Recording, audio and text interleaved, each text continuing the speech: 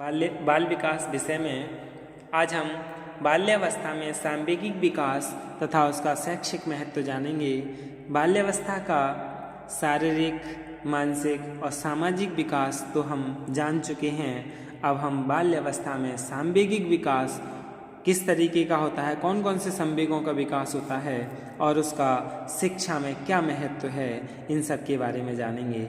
Emotional development in childhood and it's educational important, यानी प्रारंभिक बाल्यावस्था में बालकों में सभी प्रमुख संवेगों का विकास हो जाता है, लेकिन जो उत्तर बाल्यावस्था होती है उसमें इन संवेगों का क्या है, दृढ़ता आने लगती है। जैसे क्रोध यानी एंगर, ये क्या है, संवेग हैं। तो क्रोध यानी प्रारंभिक बाल्यावस्था में बालकों में क्रोध, खेल में लड़ाई झगड़ा, इच्छा की पूर्ति न होना, यानी खेल में लड़ाई झगड़ा भी करते हैं, जब इच्छा की पूर्ति ना होती है तब क्रोध आता है। अन्य दूसरे बालकों द्वारा अपने ऊपर हमला हो जाना आदि कारणों से आता है। बालक अपना क्रोध रोकर, उछल कूद कर, किसी सामान्य की फेंक कर, कोई सामान है उसे फेंक कर तथा चीख मार कर व्यक्त करता है, यानी वह अपने क्रोध को रोकर या कोई चीज़ फेंक कर इन्हें दूर करता है। फिर है डर यानी फियर। डर संवेग की उत्पत्ति में क्या है, दुखद अनुभूतियों की याद तथा किसी अप्रिय घटना या व्यक्ति से अनुबंधन को महत्वपूर्ण पाया गया है। इसी तरह से रेडियो तथा टेलीविज़न से किसी ऐसे प्रोग्राम को देखना या किसी से ऐसी कहानी को सुनना जिसमें डराने तथा धमकाने वाले तत्व की अधिकता होती है, तो उससे भी बालकों में डर के संवेग की उत्पत्ति होती है। डर के संवेग में बालक कुछ विशिष्ट अनुक्रियाएं जैसे भाग जाना, अपने आप को कहीं छिपा लेना, चिल्लाना, ये सभी करते हैं। तो बच्चा डरे नहीं, इसलिए उसे इस तरह की कहानियों को नहीं बताना चाहिए। फिर है डाहा, जिसे जीलसी बोलते हैं। जब बालक ये समझने लगते हैं कि माता पिता की अभिरुचि एवं ध्यान अब उस पर कम लेकिन अन्य भाई एवं बहनों पर अधिक दिया जा रहा है, तो इससे उसमें डाह यानी जीलसी के संवेग की उत्पत्ति होती है। यानी बालक क्या है, जब उसके बड़े भाई या बड़ा भाई है और छोटे भाई का माँ ज़्यादा प्यार करने लगे, तो वो क्या है, डाह यानी जीलसी जैसी भावना उसमें आ जाती है। फिर है उत्सुकता यानी क्यूरियोसिटी। जिस चीज़ में इस अवस्था के बालक नवीनता यानी नोवेल्टी पाते हैं, उसके बारे में जानने के लिए वे उत्सुक हो जाते हैं और वे तरह तरह के प्रश्न करना प्रारंभ कर देते हैं। यानी देखा होगा, जब बालक के लिए आप अपने साथ कहीं घुमाने ले जाते हैं तो वे क्या है, बार बार पूछता है ये क्या है, ये क्या है। तो इस तरीके से क्या है, उसमें उत्सुकता रहती है किसी चीज़ को जानने की। यदि इस उत्सुकता में आपने उसे बता दिया कि ये है और वह है, तो उसमें क्या है, बुद्धि का विकास, मानसिक विकास, सभी तरीके का विकास होता है, संवेगों का भी विकास होता है। यदि उसी समय आपने डांट दिया कि नहीं मुझे नहीं पता, या बाद में पूछ लेना, तो बालक क्या है, वह उसकी जो उत्सुकता है वो धीरे धीरे समाप्त होने लगती है, यानी उसमें किसी भी तरीके की कोई जिज्ञासा की भावना नहीं रहती है। फिर है जलन, एनवी। जब बालक ये देखते हैं कि दूसरे बालक की क्षमता उससे अधिक है, ये दूसरे बालक के पास वैसी चीज़ें हैं जो उसके पास नहीं हैं, तो इससे बालकों में क्या है, जलन होती है। इस संवेग की अभिव्यक्ति वे कैसे करते हैं, वे अपनी ही चीज़ों जैसे कलम, पेंसिल, ड्रेस आदि के प्रति शिकायत करके करते हैं। जैसे उसके किसी मित्र के पास कोई अच्छा बैग है या अच्छी ड्रेस है, तो वे क्या है, इन चीज़ों को अपने घर आकर कहते हैं कि ये बेकार है, ये है, वो है। इस तरीके का जलन के लिए करता है ताकि उसे अच्छी चीज़ मिल जाए। फिर है हर्ष यानी जॉय। प्रारंभिक बाल्यावस्था में बालकों में हर्ष का संवेग कई उद्दीपनों जैसे अचानक धमाका, किसी कठिन कार्य को पूरा कर लेने तथा किसी मनचाहे लक्ष्य को प्राप्त कर लेने से होता है।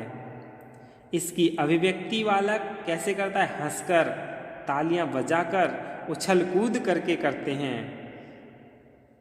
यानी बच्चे इस तरीके से अपना हर्ष की भावना, हर्ष का संवेग व्यक्त करते हैं। फिर है दुख यानी ग्रीफ।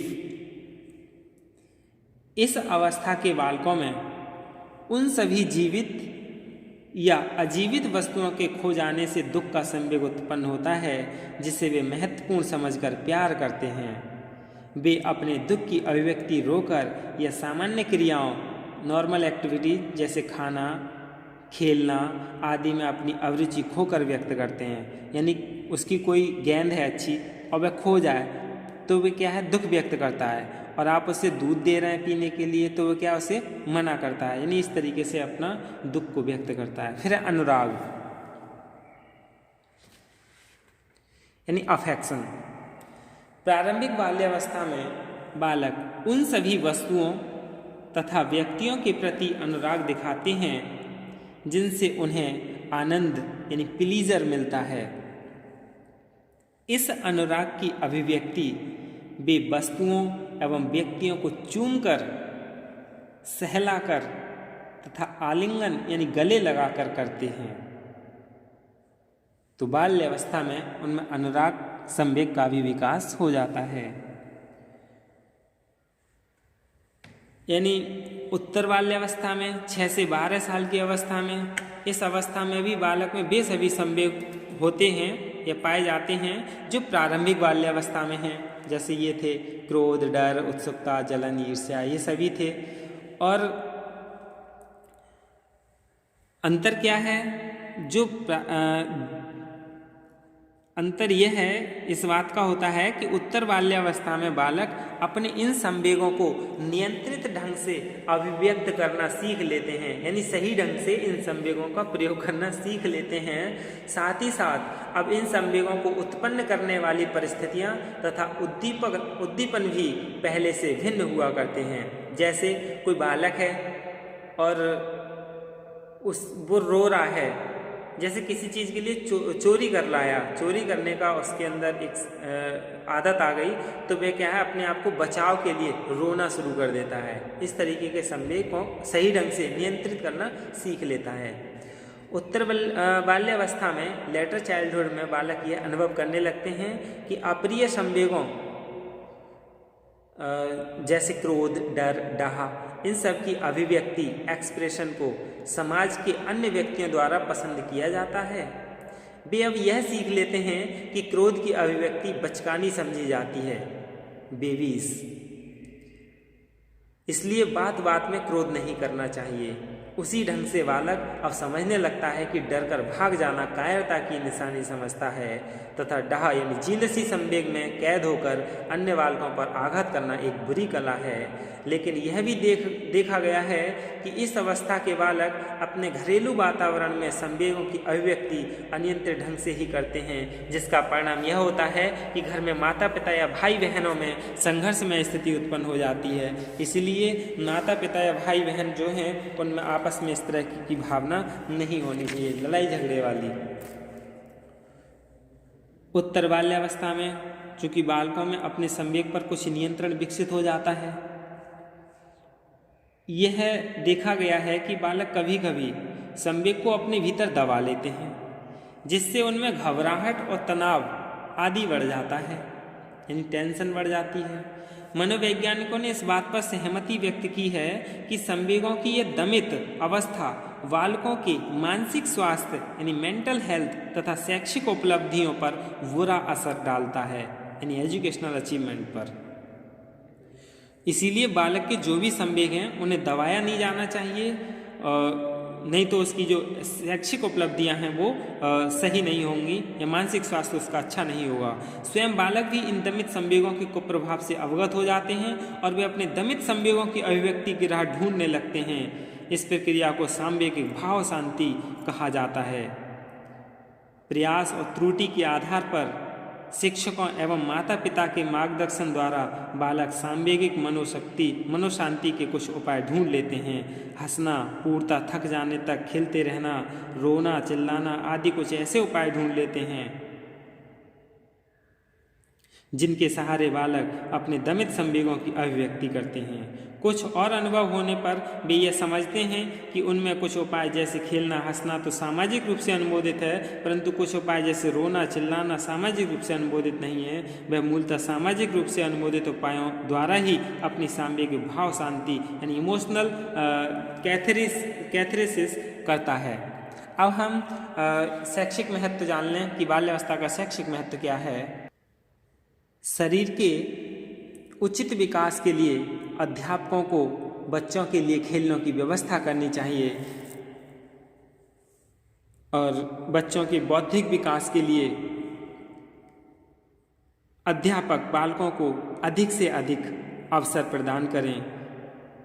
बालकों के प्रिय कार्यों यानी जो हॉबीज़ हैं उनके विकास के लिए उचित अभिप्रेरणा दी जानी चाहिए। स्कूल तथा घर का वातावरण बालकों के संवेगात्मक विकास के अनुकूल होना जरूरी है।